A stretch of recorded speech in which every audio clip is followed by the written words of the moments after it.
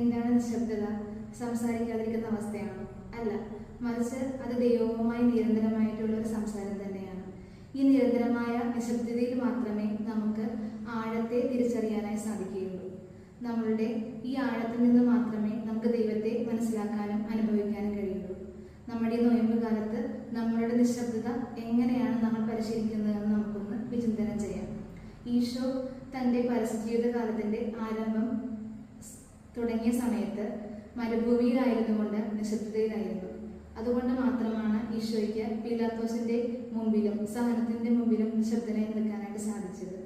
നമുക്കും നമ്മുടെ ജീവിതത്തിലുണ്ടാകുന്ന എല്ലാ പ്രതിസന്ധി ഘട്ടങ്ങളിലും സഹനങ്ങളിലും നിശബ്ദരായി നിൽക്കണമെങ്കിൽ ഈശോയോടൊപ്പം ഈ നോയമ്പ് കാലത്ത് നിശബ്ദതയിലായിരുന്നെങ്കിൽ മാത്രമേ നമുക്കതിന് കഴിയുള്ളൂ.